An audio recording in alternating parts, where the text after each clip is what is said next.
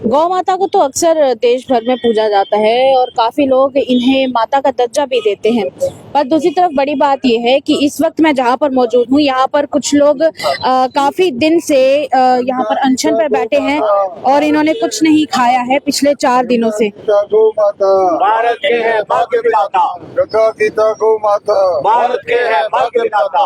भारत माता की जय। भारत माता की जय। गौ माता की जय। गौ माता की जय। जानने का प्रयास करेंगे कि पहले तो सर आप अपना नाम बताइए जरा।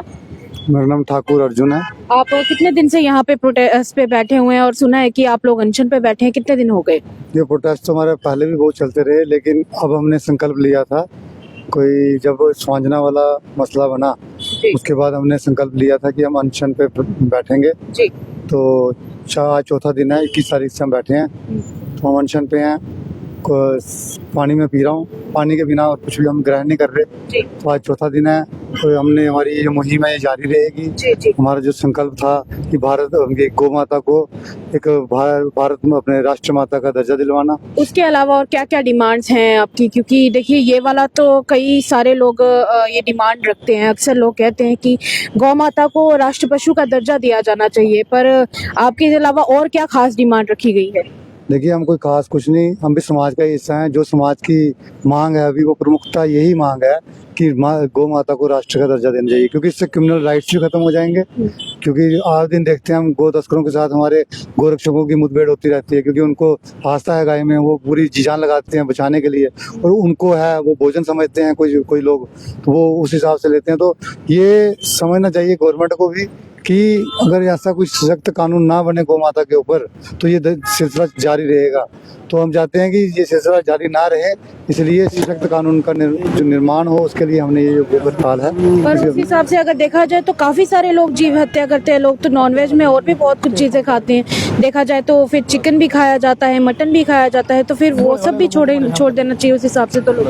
देखिए, मैं अभी इस पर ज़्यादा बात नहीं करना चाहता। करने में कर सकता हूँ, मेरी थोड़ी ऊर्जा की थोड़ी कमी है। हाँ जी, थोड़ा सा ना, तो मैं डिस्कशन इस पर कभी फिर बैठ के करेंगे। तो अभी आप सबसे तो आगे और भी लोगों से बात करने की कोशिश करेंगे। सर, मैं आपसे पूछना चाहूँगी, किसी ने बोला, देखिए यहाँ पे बात हो रही है मेरे नजर में गौ माता के बारे में, गाय के बारे में, कि जिसको काफी लोग भोजन समझते हैं और कुछ मामलों में उनको खाया भी जाता है। तो उसी केस में ये चाहते हैं कि सख्त कानून उस पर होने चाहिए। पर उस हिसाब से देखा जाए तो लोग और भी कई प्रकार के जानवर हैं, जीव हत्या तो और भी चीजों के लिए की जाती है, खाने के लिए की जाती है। और इनफैक्ट मैं तो बात करूंगी चिकन हो या बकरा हो, और भी कई सारे जानवर है, तो उनके लिए क्यों नहीं आप आवाज उठाते हैं? देखिए, जहाँ तक गौ माता का प्रश्न है, गौ माता के अंदर हमारे शास्त्रों के मुताबिक 33 करोड़ देवता इनमें वास करते हैं।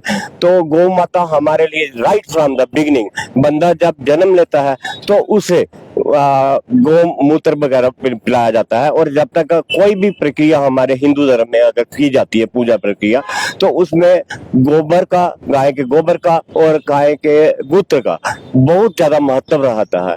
तो सभी ना जम्मू वासियों को छोड़कर पूरे भारत के सेंटिमेंट्स इसके साथ इन्वॉल्व रहते हैं गौ माता के प्रति। जहाँ तक बाकी आप कह रहे हो बाकी जानवरों की, तो वो तो फिर उनकी अपनी इच्छा है। हम भी उसको कहते हैं कि आप लोग उसको मत खाएं या खाएं, लेकिन हम तो कहते हैं कि नॉन वेज टोटली छोड़ना चाहिए, क्योंकि इससे बहुत सारी बीमारियां भी लोगों को लगती हैं। लेकिन जहाँ तक गौ माता का कंसर्न है, गौ माता के साथ हम सभी पूरे भारतवासियों के सेंटिमेंट्स जुड़े हुए हैं। और इनका right from the beginning, from the birth of a child, जहाँ पर माँ भी कई बार दूध नहीं दे पाती जहाँ पर अपने बच्चे को, तो उधर उसके पास अल्टरनेटिव क्या रहता है?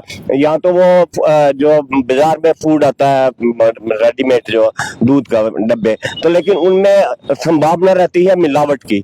जाके गौ माता का दूध में किसी प्रकार की मिलावट की वो गुंजाइश नहीं रहती। तो देखिए ना, आप एक बार खुद सोचिए कि पूरे देश भर में ये चीज की जाती है कि जब तक गाय दूध देती है लोग उसको तब तक रखते हैं, और जब उसके बाद गाय दूध नहीं देती है तो फिर लोग उनको सड़क पर भटकने के लिए छोड़ देते हैं। तो उसके लिए क्या किया जाए? बिल्कुल, आपने बिल्कुल दुरुस्त बात कही, और उसके लिए भी हमारी डिमांड है। हमारी दूसरी डिमांड यही है कि खासकर जम्मू में जो गाय हमारे सड़कों में घूमती रहती हैं, जिनका कोई देखभाल करने वाला नहीं, तो हम यही तो कह रहे हैं कि यहाँ पर जम्मू में गौशालाओं का निर्माण किया जाए, गौशाला बनाए जाए, ताकि उन लोगों को जिनको अबंडन किया जाता है अपना फायदा लेने के बाद, उन लोगों के, उन गायों को भी एक सुरक्षित स्थान मिल सके रहने के लिए।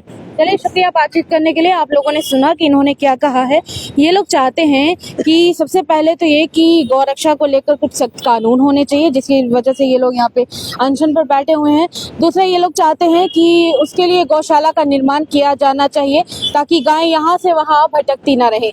इसके अलावा आप अपनी राय हमारे कमेंट सेक्शन में जरूर छोड़ सकते हैं। तब तक के लिए इतना ही। दीजिए साक्षी सानी और उनके सहयोगी सेवाराम को इजाजत। नमस्कार।